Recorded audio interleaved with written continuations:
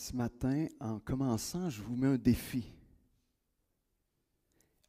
Puis je vais renouveler ce défi-là à la fin, là.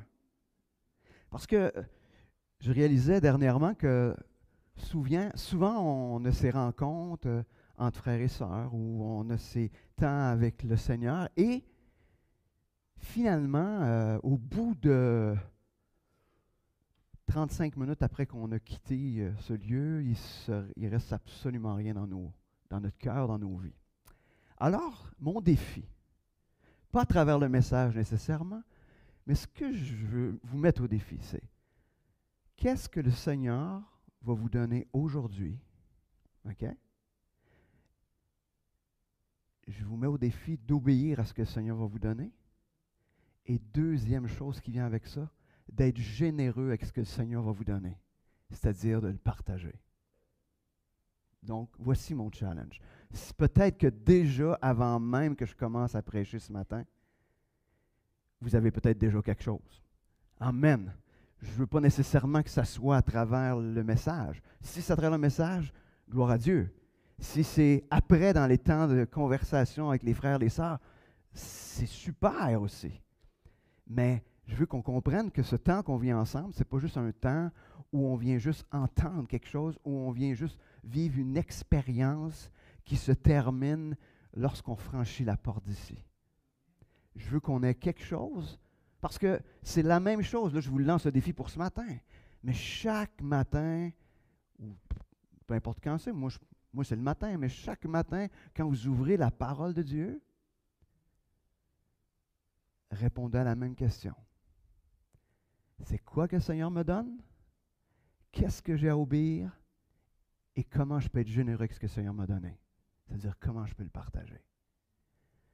Vous allez voir, dans les prochaines semaines, ça va revenir sous toutes sortes de formes. Mais je vous dis que je vais revenir avec ça. Bon, excusez, c'est ma petite parenthèse d'ouverture. Effectivement, victorieux. Hein? On est dans notre série sur l'Apocalypse, victorieux. Et je trouve qu'on a besoin de se rappeler toujours le but ou l'objectif de l'Apocalypse. Le but était d'encourager les frères, les sœurs qui souffraient. Donc, le contenu de l'Apocalypse avait un effet immédiat dans le cœur des lecteurs. Le but de l'Apocalypse n'est pas de tirer des conclusions sur l'avenir, parce que les conclusions y sont déjà. Et la conclusion, c'est ne vous inquiétez pas, le Seigneur est victorieux et vous serez victorieux. Je vous ai tout résumé, c'est fini. Mais dans les faits, c'est le but de l'Apocalypse. Alors, ne partons pas dans toutes sortes de spéculations. Puis, je sais, je ne peux pas vous empêcher, il y a tellement de choses qui ont été écrites sur l'Apocalypse, et on est là à essayer de trouver les signes des temps. Mais je ne pense pas que l'Apocalypse, en tout cas le Seigneur a voulu ça. D'ailleurs, hein, on oublie souvent que les Écritures étaient écrites de façon à ce que ceux qui les lisaient comprennent quelque chose. C'était pas écrit pour des sages. D'ailleurs, Paul dit qu'il n'y a pas beaucoup de sages parmi vous, donc humainement, pas beaucoup de... Ben écoute, je ne vous connais pas personnellement, mais je peux parler pour moi. Vous savez. Mais, donc, ils ont été écrits afin qu'on soit capable de comprendre ce qu'on lit. Et donc, je sens toujours le besoin de nous ramener là, parce que à chaque fois qu'on ouvre un nouveau chapitre de l'Apocalypse, ça fait comme, oh, OK, là, il y a un paquet de questions, hein, parce qu'il y a un paquet d'images. Mais les images ont un but de justement créer cette espèce de wow, c'est grandiose. Notre Dieu est grand. Ce qui va se passer est grand.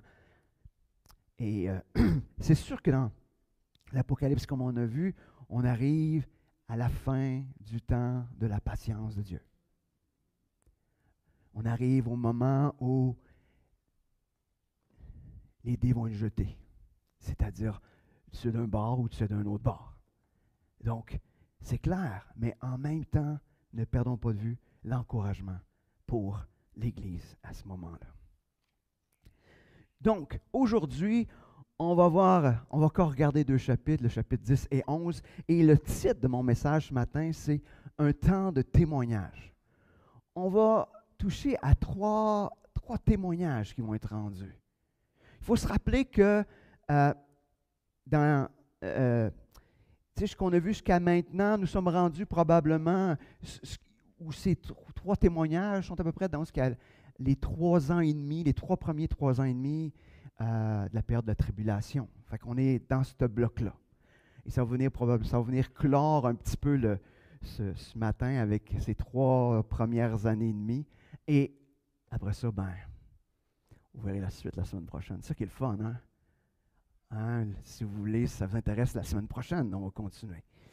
Donc, on est à cette période-là. Donc, il y a toute la montée de l'Antéchrist. Jusqu'à maintenant, fait pas trop d'aspects négatifs, mais à partir de la moitié de la tribulation, on va voir comment il va révéler ce qu'il est vraiment. C'est-à-dire l'incarnation du mal des ténèbres. Donc, ce matin, on va voir les puissants témoins que Dieu donne dans cette période-là. Avant d'aller plus loin, on va se tourner vers le grand Dieu.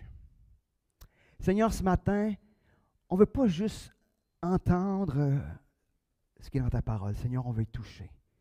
Seigneur, viens utiliser ce qu'on va entendre ce matin afin de nous transformer, afin de nous emmener plus loin. Seigneur, comme je l'ai prié pendant de nombreuses années, chaque dimanche matin, Seigneur, ne permets pas qu'on quitte ce lieu ce matin sans t'avoir rencontré, sans avoir découvert quelque chose à propos de toi, sans avoir été mis au défi, challengé par toi, par ton esprit. Seigneur, que nos cœurs soient disponibles à t'entendre ce matin.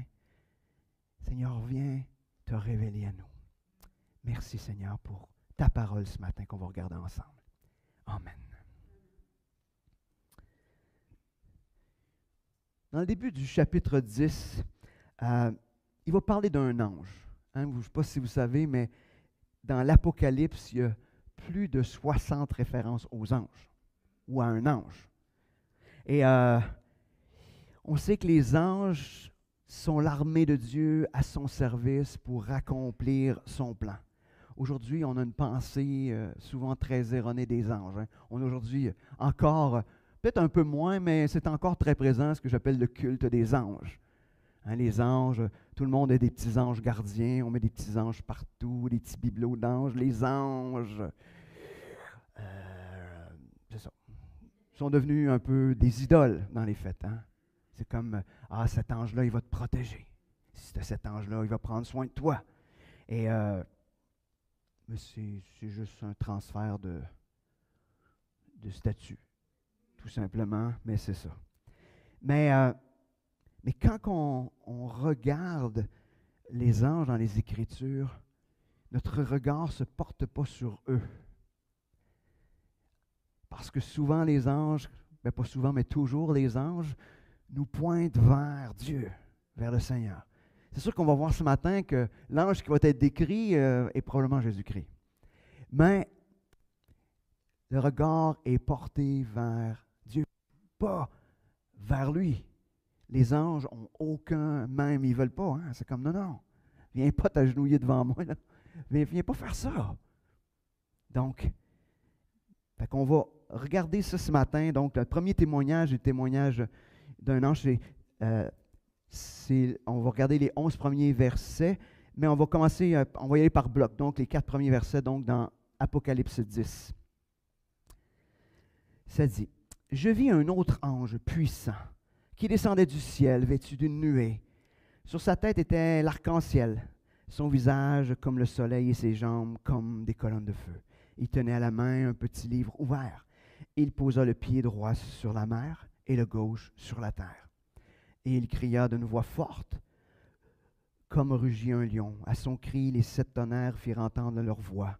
Quand les 7 tonnerres eurent parlé, j'allais écrire, mais j'ai entendu du ciel une voix dire, ferme d'un sceau ce qu'ont dit les 7 tonnerres et ne l'écris pas. »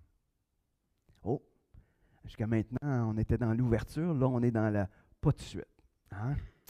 Donc, la description qu'il nous a faite de cet ange-là fait penser un petit peu à la description qu'on voyait de Jésus-Christ, même dans le début de l'Apocalypse. Hein? Son visage comme le soleil, ses jambes comme les colonnes de feu, des éléments qui ont été attribués, comme je disais, à Christ dans les premiers chapitres du livre de l'Apocalypse.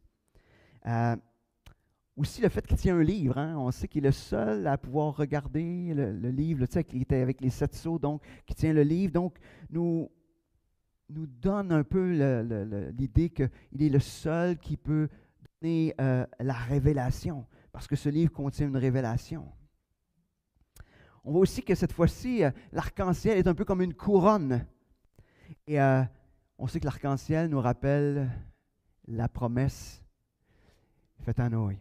La promesse que plus jamais, la terre ne sera détruite par un déluge. Mais en même temps, ça nous rappelle donc la miséricorde de Dieu, que Dieu n'oublie, qui ne nous oublie jamais. Donc, il y a cet aspect-là où ce que Dieu, avec cette couronne, dit « Hey, non, j'ai une alliance, j'ai une promesse faite. » Puis la voix qui est comme un tonnerre, on le sait depuis le début, la voix comme un tonnerre, c'est la voix de Dieu. Hein? Et souvent décrit comme cela. On ne sait pas pourquoi, à ce moment-là, pourquoi Jean ne peut pas révéler le contenu. Ça vous dérange-tu qu'on ne le sache pas? Ça vous dérange-tu qu'on ne le sache pas en tout jamais? OK, c'est correct, je veux juste savoir. Parce que je veux pas quand même...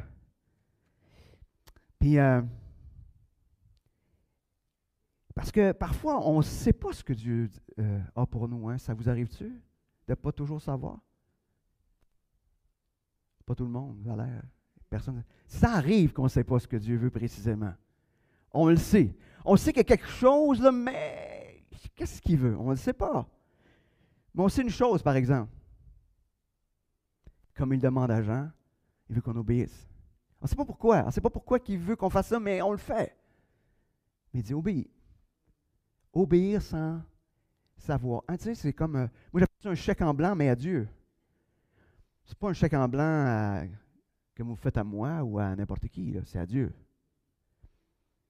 S'il y a une place qu'on peut faire un chèque en blanc sans crainte, c'est là, je pense. Mais est-ce qu'on a de la misère? On a de la misère à faire confiance que Dieu est en contrôle. Pourquoi? Parce que Dieu, on le réabaisse à notre niveau des fois. Mais si Dieu est réellement ce qu'il est, ce qu'on devrait croire comme enfant de Dieu, il n'y a pas de crainte.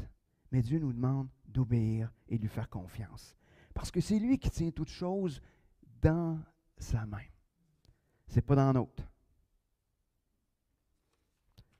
Des fois, j'aimerais ça être un petit peu comme, tu sais les enfants, là, ils ne se cassent pas la tête. Hein? Ils font confiance aux parents. Puis ce qui est terrible, c'est que des fois, les parents sont bons, mais des fois, ils ne sont pas bons. On ne peut pas dire ça, hein, qu'il y a des parents pas bons. Oui, ça arrive. Mais les enfants, ils font confiance, peu importe. Ils ne se cassent pas la tête. Ils font confiance. Mais c'est la même chose. Dieu est notre Père. Lui, c'est un Père toujours digne de confiance. Alors, soyons pas dans la crainte. Obéissons parce que lui est en contrôle de tout ce qui se passe. Puis ce qui va arriver, c'est toujours le mieux. Peut-être pas avec nos lunettes à nous, mais pour accomplir ce que lui veut accomplir. De toute façon, des fois, je me dis, si ça ne se passe pas tout à fait comme un jeu ici-bas, pendant l'éternité, ça va être tellement le fun que je ne penserai probablement pas à ce qui n'a pas été à mon goût en bas. Je pense que je n'aurai pas le temps. Alors, des fois, il faut le voir, faire une perspective éternelle. Hein? Tu sais, un enfant de Dieu, il est 2 pieds sur terre, mais il a déjà la tête au ciel. Hein? Ça devrait être ça. On va continuer pour regarder un petit peu cette déclaration de l'ange. Donc, les versets 5 à 11. « Et l'ange que j'avais vu debout sur la mer et sur la terre. » Tu sais, des fois, juste une petite image. Moi, quand je l'ai lu la première fois, je dis, il est debout sur la mer et sur la terre. J'imaginais un immense, immense ange. Tu sais. Mais si on est sur la plage, on peut être à la fois sur la terre et sur la mer, mais aussi. Fait que le 16, on ne le sait pas, mais des fois, Mais je pense quand même qu'il y avait quelque chose de majestueux. Donc, il leva la main droite vers le ciel, puis il jura par celui qui vit au siècle des siècles, qui a créé le ciel et ce qui s'y trouve, la terre et ce qui s'y trouve, la mer et ce qui s'y trouve. Il jura qu'il n'y aurait plus de délai, mais qu'au jour de la voix du septième ange, quand il s'apprêterait à sonner de la trompette, alors le mystère de Dieu s'accomplirait comme il en avait annoncé la bonne nouvelle à ses serviteurs les prophètes. Et la voix que j'avais entendue venir du ciel me parla de nouveau en ces termes. Va, prends le petit livre ouvert dans la main de l'ange, qui se tient debout sur la mer et sur la terre. J'allai vers l'ange, en lui disant de me donner le petit livre. Et il me dit, prends-le, avale-le. Il remplira d'amertume tes entrailles, mais dans ta bouche il sera doux comme le miel. Je pris le petit livre de la main de l'ange et je l'avalai. Il fut dans ma bouche doux comme du miel, mais quand je l'eus mangé, mes entrailles furent remplies d'amertume. Puis on me dit, il faut que tu prophétises de nouveau sur beaucoup de peuples, de nations, de langues et de rois. Si l'ange est effectivement Christ, pourquoi a-t-il besoin de jurer? Bien, de jurer par lui-même, en principe, hein? Parce qu'il est le créateur lui-même. Mais par qui peut-il jurer? Qui est plus grand que lui-même? Personne. Il jure par lui-même parce qu'il ne peut pas jurer par quelque chose de plus grand que lui-même. Et ce n'est pas la première fois qu'il fait ça, de jurer par lui-même. On le voit dans l'Ancien Testament, on le voit partout où il jure par lui-même. Donc, il n'y a pas rien d'étonnant là-dedans. Ce qui est aussi intéressant, il nous dit, il n'y aura plus de délai. Là, on n'est plus à minuit moins une, on est à minuit. Il n'y a plus de délai. Les temps de la patience de Dieu sont terminés. Le temps de la repentance tire à sa fin. Il n'y aura plus de possibilités. Imaginez, je ne sais pas si vous vous souvenez, mais quand on avait lu que Dieu avait demandé la patience aux martyrs, hein? Il disait, attendez, attendez. Mais là, il est en train de leur dire, c'est correct, ça va être là. C'est là que ça se passe. C'est exactement à ce moment-ci, quand la trompette va sonner, la 7e trompette, voici, le jugement va venir. Tout va s'accélérer dans la suite. Ça veut dire aussi pour eux l'arrivée de la consolation.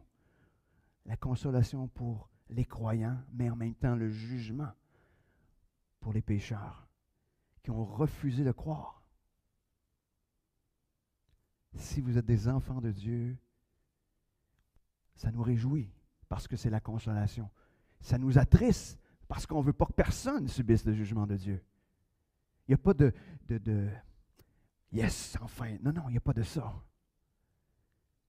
Mais il y a cette assurance que la consolation vient, s'en vient, va être là.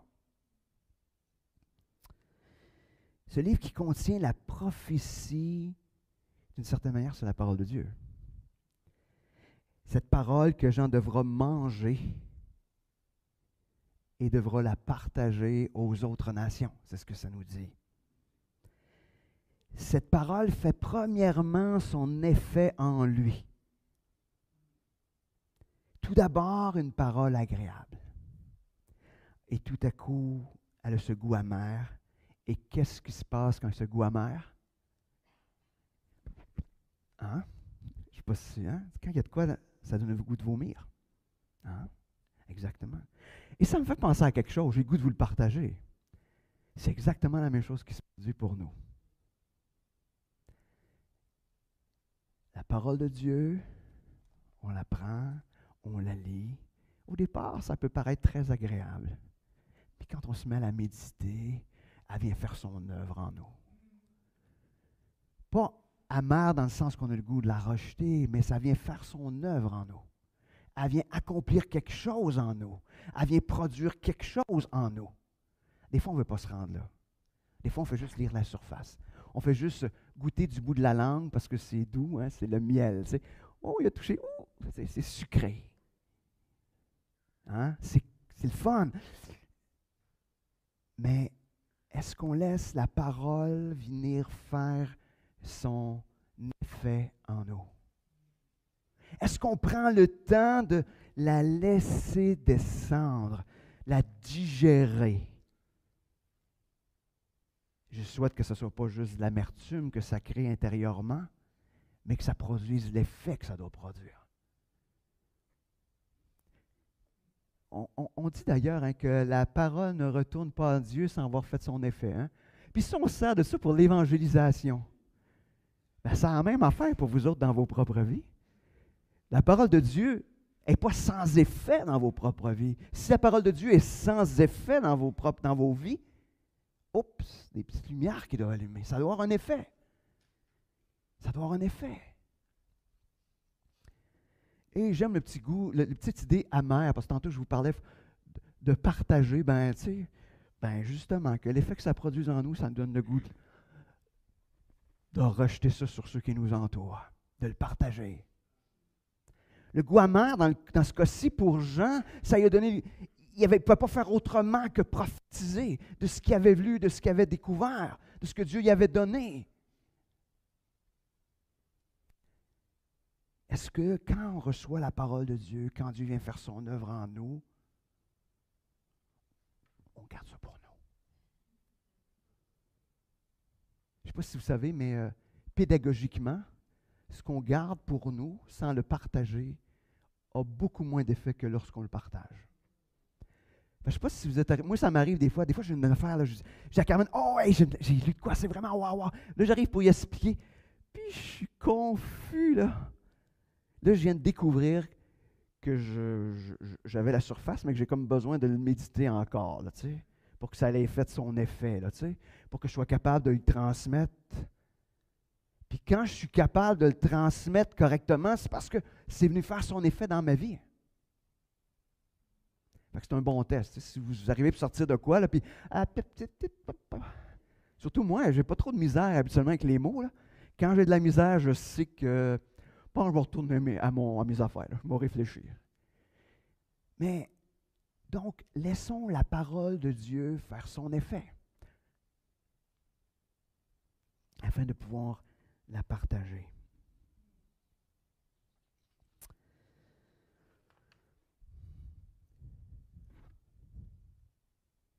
Est-ce que la parole de Dieu a son effet dans vos vies? Êtes-vous différent? Hein? Dis-moi pas trop oui, parce que je vais vous dire en quoi? Hein? En quoi? Précisément? Quel est l'impact précis que ça a eu? Hein? Excusez, j'ai un petit fond de mon ancienne vie comme travailleur social, je pose des questions. Mais moi, quand je lisais ça, ça m'a interpellé.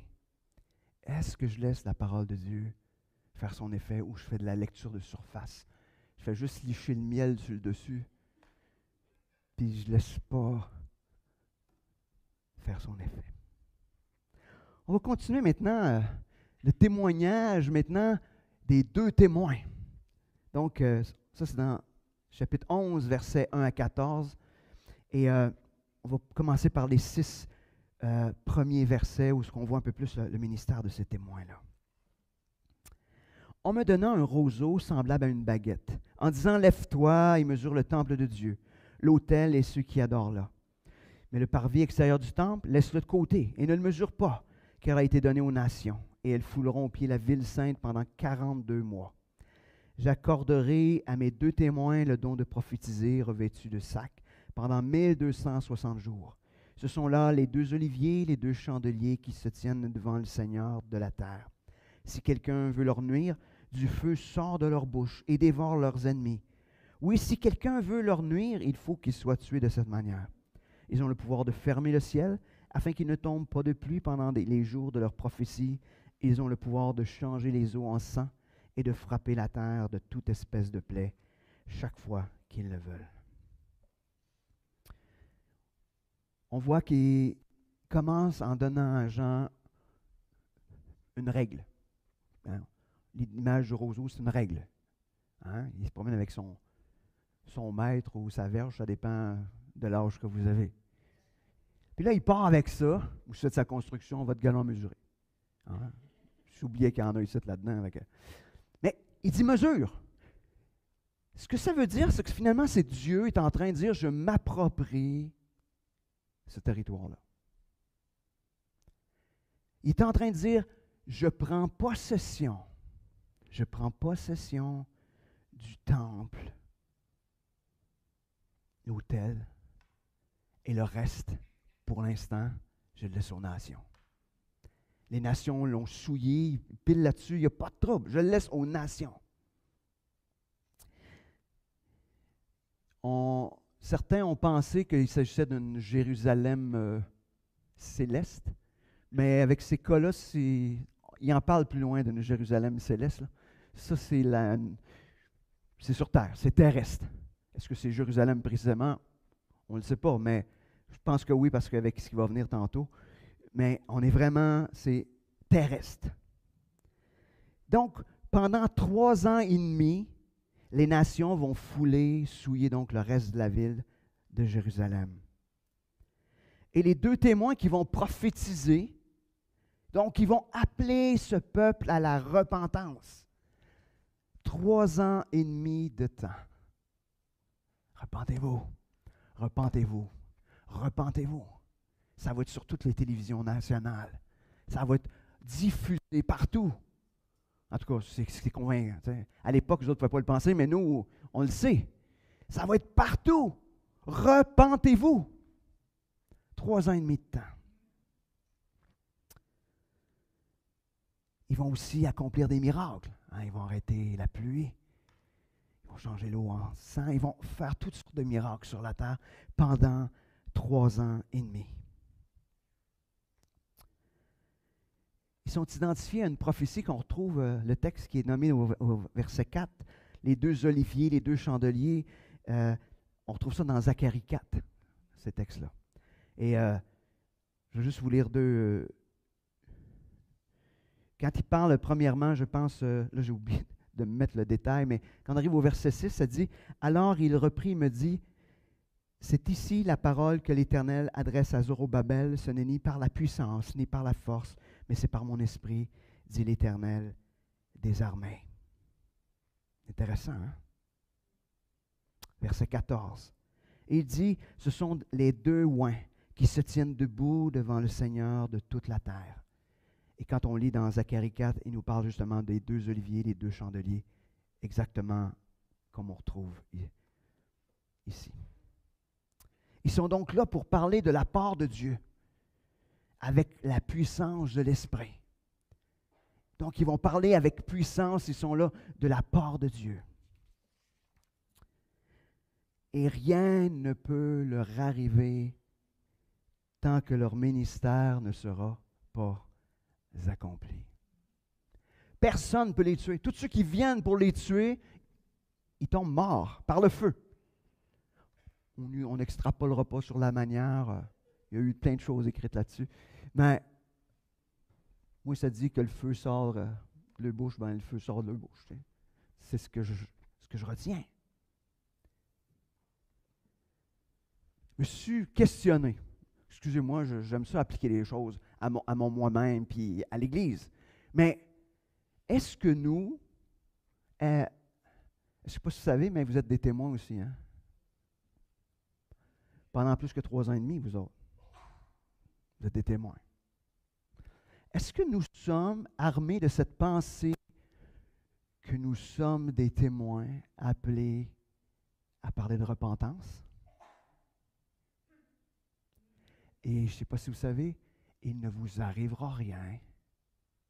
Vous êtes invincible tant que le Seigneur va vous utiliser pour son ministère.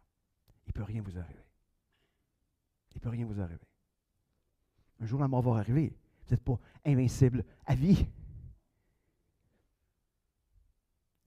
Ou plutôt, vous êtes immortel jusqu'à temps que la vie s'en aille sur terre. Mais vous êtes appelés à être ces témoins-là tout le temps de votre vie sur terre. Comme enfant de Dieu. C'est votre rôle. Ah, Seigneur, je ne sais pas à quoi je suis appelé. Oui, tu es appelé à être un témoin. Fini. Tu veux savoir qu'est-ce que tu es appelé à faire? Sois un témoin. Le reste viendra après. La manière dont tu seras un témoin, ça peut varier. Ça va varier d'une personne à l'autre parce qu'on n'est pas tous pareils. Mais vous êtes appelés à être des témoins. Plus que 3 ans et demi. Mais est-ce que vous êtes de ces témoins-là? On va poursuivre. Versets 7 à 10, on voit qu'à un moment donné, ils arrivent à leur fin. Hein, c'est le martyre des témoins. Quand ils auront achevé leur témoignage, intéressant, hein? Quand ils vont finir ce qu'il y avait à faire. C'est pas quand la bête ou l'antéchrist a décidé que c'était fini. Non, non, non. Quand Dieu a décidé que c'était fini le temps de leur témoignage. Hein? La bête qui monte de l'abîme leur fera la guerre, les vaincra et les tuera, et leurs cadavres resteront sur la place de la grande ville qui est appelée dans un sens spirituel Sodome et Égypte, là même où leur Seigneur a été crucifié. Des hommes d'entre les peuples, les tribus, les langues et les nations verront leurs cadavres pendant 3 jours et demi, et ils ne permettront pas qu'on mette leurs cadavres dans une tombe. Les habitants de la terre se réjouiront à leur sujet et seront dans l'allégresse, et ils s'enverront des présents les uns aux autres, parce que ces 2 prophètes ont tourmenté les habitants de la terre.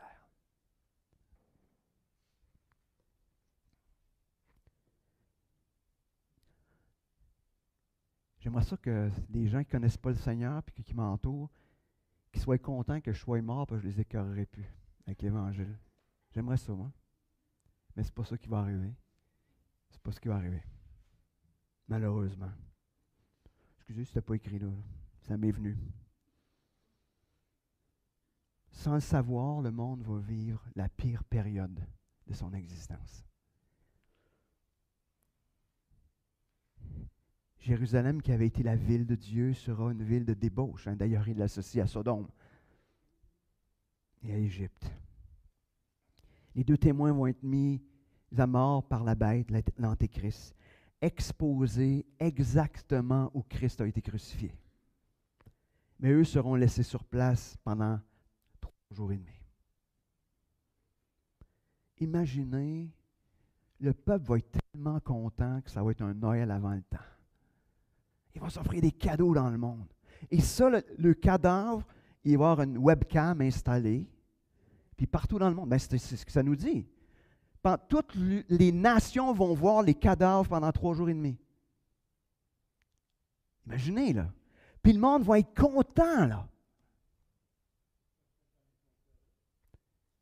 Il y en a sûrement qui seront tristes, j'espère. Mais le texte nous dit qu'ils vont être contents. Ça va être une fête diabolique. Des fois, je suis triste quand je regarde les réjouissances dans le monde, des réjouissances où on exclut Dieu, où on se moque de Dieu.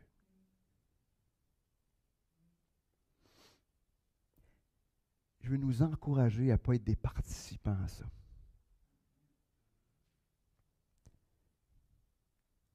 Sous prétexte d'être avec les non-croyants. Des fois, il faut dire, non, je ne serai pas là. Soyons davantage à genoux en train d'intercéder pour qu'ils puissent venir à la repentance, parce que nous sommes encore dans le temps de la patience de Dieu. Un jour, ça sera fini.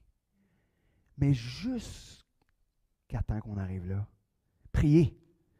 Ne cessez de prier pour ceux qui s'en vont sans Christ. Ne cessez de prier.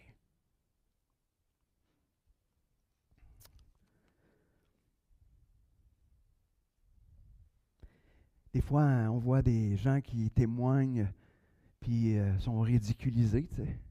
Puis nous, on est là, puis on est spectateurs de ça, puis on regarde, puis on dit, oh, peut-être qu'ils ont attiré un peu le trouble, je ne sais pas. Hein? On est des chrétiens, non. Non. Ne nous réjouissons pas ou ne nous taisons pas.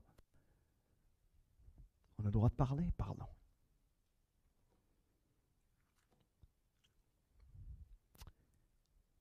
La résurrection de ces témoins-là, parce qu'ils ne resteront pas pendant 3 jours et demi, puis ça va finir dans la mort. Non, non.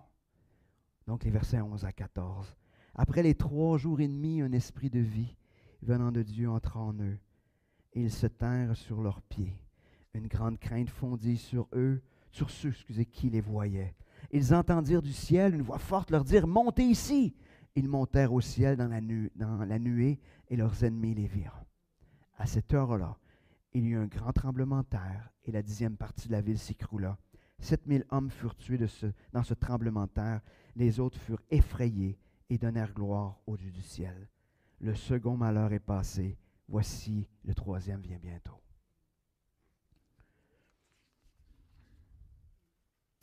La fête sera de courte durée. 3 jours et demi. Puis elle va se transformer en une immense crainte. Il va y avoir une panique sur toute la terre. Parce que Dieu va les ressusciter, les 2 témoins, il va les faire monter au ciel, devant la face de leur ennemi. Ils vont entendre, imaginez, montez ici, montez ici. Wow! D'un côté, j'aimerais le voir, mais je ne veux pas être là. Vous comprenez? Mais montez ici. Et les gens vont être là, puis ils vont être... Mais ça nous dit que dans leur crainte, ils vont donner gloire au Dieu du ciel. Est-ce temporaire ou est-ce que ça conduit à une vraie repentance? Mais c'est souvent des réalités temporaires. À chaque fois qu'il y a eu des événements majeurs dans le monde, les gens se sont mis à prier. Les gens sont retournés à Dieu. Mais dès que la chaleur de l'événement s'est un peu apaisée, tout à coup, oups, il n'était plus là. Il y a des églises, hein, je me souviens quand il y a eu le 11 septembre, il y a des églises qui ont doublé, triplé, même des églises qui ont été démarrées, et tout à coup, quelques temps plus tard, des conditions même pires.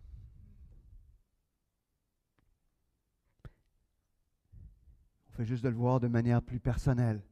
On a l'annonce d'une maladie dans notre vie. Est-ce que la ferveur spirituelle revient? Hein? Ben, vous n'êtes peut-être pas de même, là. Mais des fois, on est comme ça. Mais quand les choses s'améliorent, est-ce que cette ferveur-là demeure? Ou c'est pas drôle. C'est pas drôle. Mais ce que je veux juste dire, c'est est-ce que c'est... On ne sait pas. Mais moi, ça m'interpelle. Est-ce que quand on voit Dieu agir puissamment, est-ce que cette crainte qu'on a pour lui, cette révérence qu'on a pour lui, cet amour qu'on a pour lui, est-ce qu'elle demeure? Comment ça que quand on est venu à Christ au début, wow! Moi, je volais. Vous ne m'avez pas vu, mais je volais, je vous le dis. Je n'ai pas touché à terre. Mais c'est drôle, à un moment donné, les bottines ont touché l'asphalte. Mais pourquoi que je n'ai pas continué à voler, puis voler plus haut? Je ne sais pas. J'aurais aimé. Mais je ne sais pas si vous comprenez, des fois, on perd de vue qui est Dieu. Qui est Dieu? Excusez, le texte ne disait pas là, mais moi, je vais extrapoler un petit peu.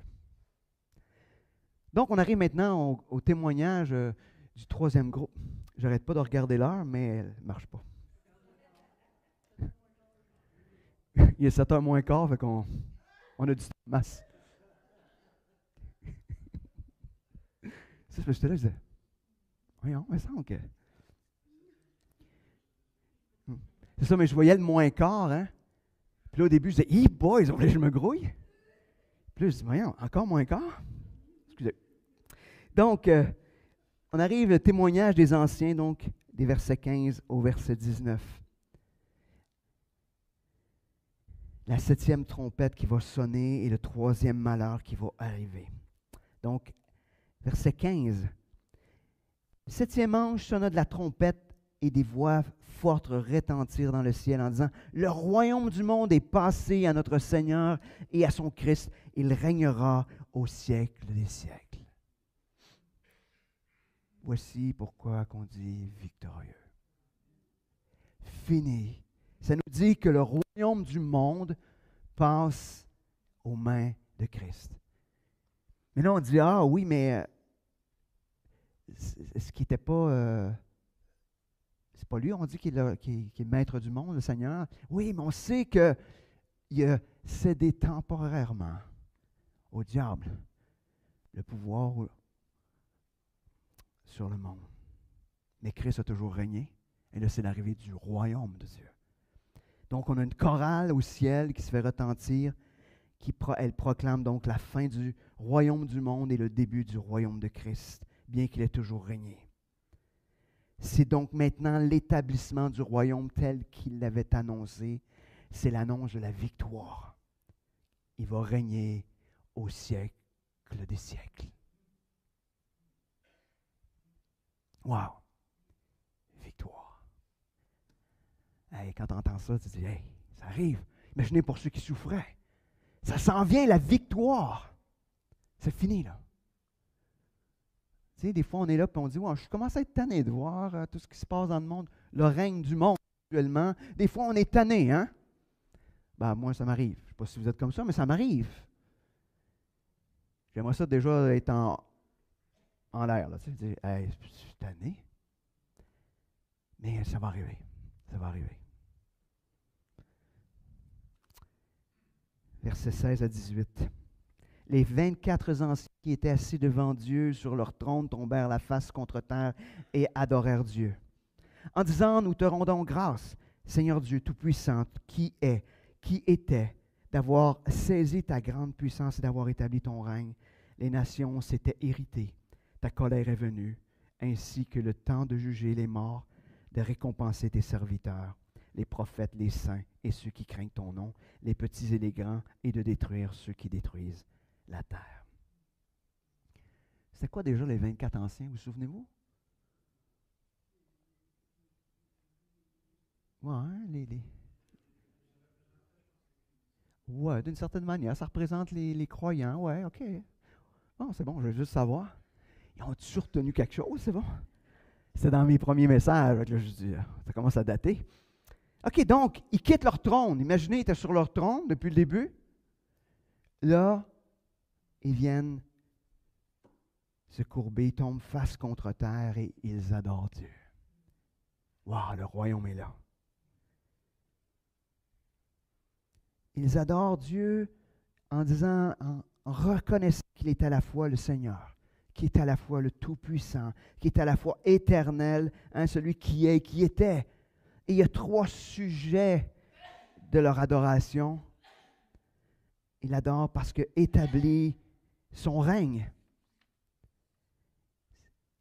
Il adore aussi parce qu'il juge ceux qui s'irritent contre lui, ceux qui ont choisi leur propre voie. Il l'adore parce qu'il récompense ceux qui le craignent, ceux qui le suivent. C'est intéressant, à la fin, il dit « Et détruit ceux qui détruisent la terre ».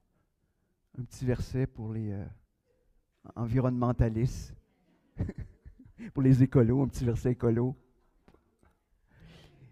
Mais dans les faits, hein, ça fait juste référence à ceux qui s'irritent contre Dieu, c'est-à-dire nous, on va diriger. Parce que Dieu avait donné la capacité de gérer toute la création à l'homme. Ah, j'écoutais de quoi un reportage, je vais juste vous faire ça, je trouvais ça intéressant. Ils ont fait une étude sur les animaux de la savane en Afrique. Quel était le bruit qui les faisait le plus peur?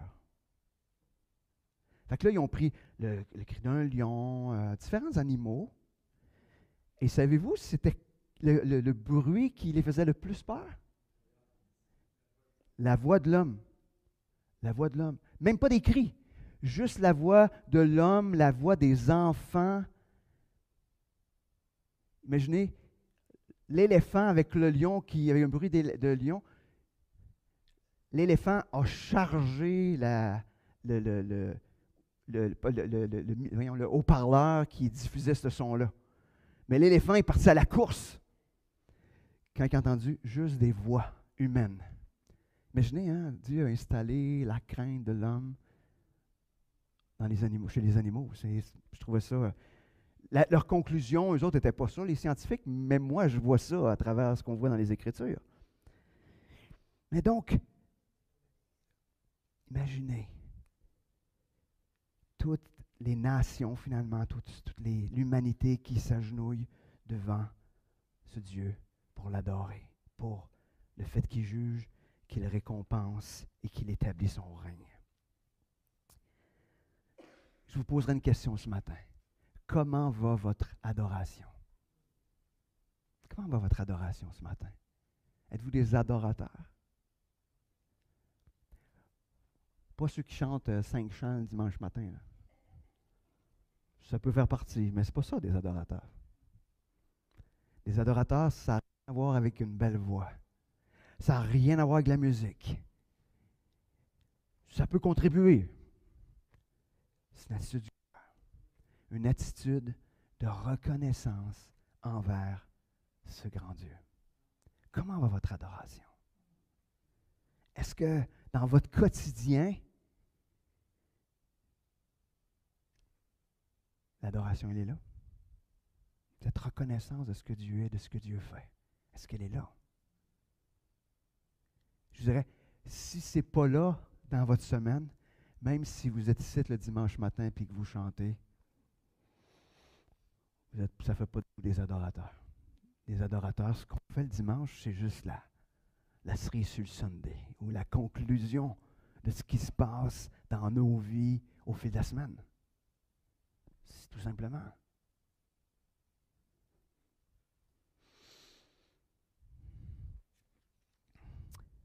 Verset 19. Pour le dernier verset qu'on va voir ce matin. Intéressant, le chapitre a commencé avec le temple sur la terre et maintenant il termine avec l'ouverture du temple dans le ciel. Le temple de Dieu dans le ciel fut ouvert.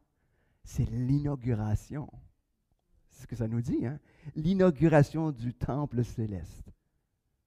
On coupe le ruban rouge. C'est ça, hein? On va rentrer. Et l'arche de son alliance apparut dans son temple. Il y eut des éclairs, des voix, des tonnerres, un tremblement de terre et une forte grêle.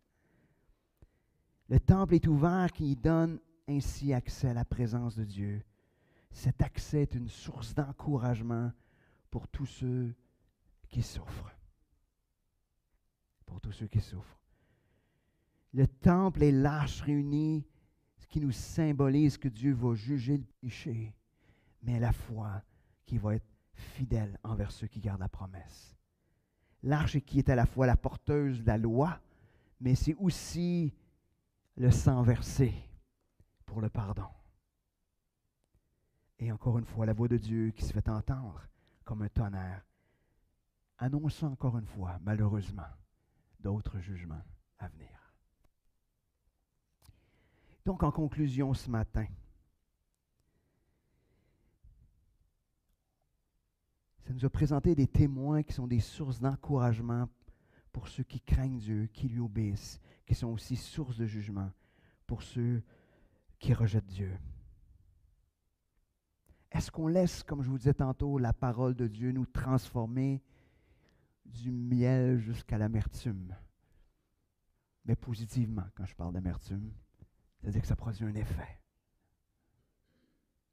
Puis des fois, peut-être que ça va être vraiment en haut le cœur de ce que Dieu va révéler dans nos vies. Ça se peut. Est-ce qu'on est des témoins qui ne craignent pas les hommes? Aujourd'hui, c'est le plus grand défi, la crainte de l'homme. Est-ce qu'on a peur des hommes? C'est le mal du siècle. On ne veut pas déplaire. On veut être aimé de tous.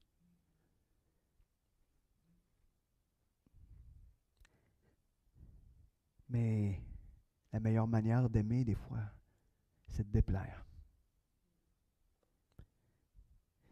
pas, mais tu sais, si on sait que quelqu'un, il s'en va en enfer, puis qu'on dit, ben, je veux pas y déplaire. Je veux pas y déplaire. Tout d'un coup, si je lui déplaisais, ça me tente pas. Moi, je suis comme ça, mais ça me tente pas d'arriver devant Dieu, puis dire, j'en ai pas parlé parce que je voulais pas y déplaire. Mais je sais que Dieu n'a pas besoin de moi pour parler à cette personne-là. Mais ça ne me tente pas. C'est juste un feeling personnel. Je sais que je ne me trouvais pas dans cette situation-là. Mais est-ce qu'on est des témoins qui ne craignent pas les hommes? Et est-ce que nous sommes des adorateurs qui voient la grandeur de Dieu, de son amour, mais aussi de son jugement? Alors je reviens à ma question du départ. Qu'est-ce que le Seigneur vous a donné ce matin? Comment vous allez obéir à ce que le Seigneur vous a donné ce matin? Et comment vous allez être généreux avec ce que le Seigneur vous a donné? Prions. Seigneur Dieu, ce matin, tu as présenté ces témoignages puissants, vivants, de qui tu es, Seigneur, de ton jugement, mais à la fois de ta grâce. Seigneur, que ces témoins puissent être des sources d'encouragement dans nos vies aujourd'hui. Seigneur, que nous puissions nous aussi être des témoins en attendant ces temps de la fin. Seigneur, tu nous appelles à être ces lumières dans le monde. Tu nous appelles à ouvrir la bouche. Seigneur, permets qu'on ne soit pas des témoins qui ont la crainte des hommes. Seigneur, ce qu'on veut, c'est la crainte de toi. Seigneur, conduis-nous à la repentance. Seigneur, que ta parole puisse faire son effet dans nos vies. Seigneur, qu'on ne se contente plus de juste aller en surface, mais qu'on laisse ta parole faire son effet en profondeur dans nos vies, afin que nos bouches, que nos cœurs ne puissent pas faire autrement qu'avoir le goût de partager ce que tu fais. Merci, merci Seigneur encore une fois. Et Seigneur, ne permets pas qu'on quitte ce lieu sans avoir découvert quelque chose sur toi. Amen.